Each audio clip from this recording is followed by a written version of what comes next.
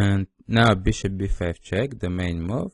Here, bishop d7 is a very common move, exchanging the bishops, but I found knight d7, which have been played several times, and in my opinion, it gives black more chances to get advantage in some positions.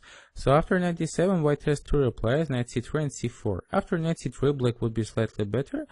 So let's see c4 first, because now we play e6, and now white should take on d7, because if after bishop a4 we're able to play b5, where a typical move takes knight d5, white will have many weaknesses. f4, d3 squared, this pawn will take here, and probably our bishop will be super active.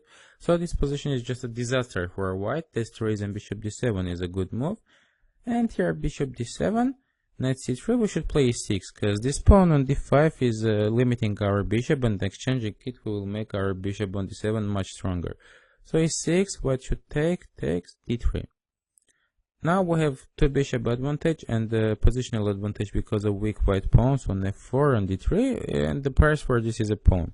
So we're reasonable compensation, bishop d6, knight f3 castle. Castle rook e8, we always need to fight for this line, and rook e1. So I like this bishop f5 move here, because it's starting put pressure immediately on d3 pawn.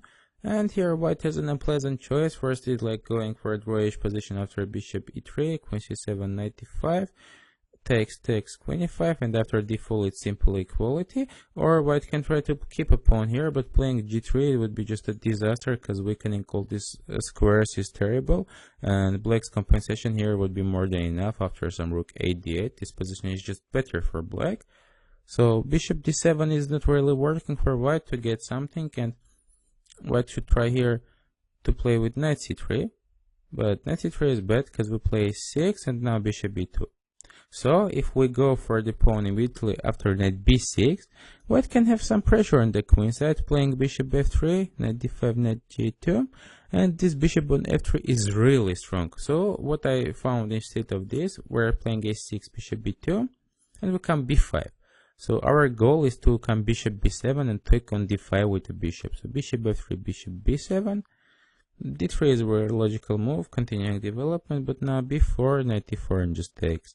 So we have our strong bishop on d5, white has a bad bishop on c1. So in some positions, more logically, it would be play d6, white will somewhere take on f6 and d5, and black will be left with bishop on f8 against this bishop on c1.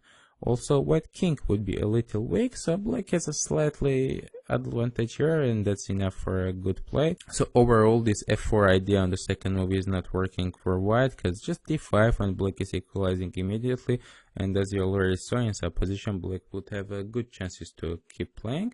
So now let's go ahead and see what happens after e4, c5, and the white plays g3 immediately.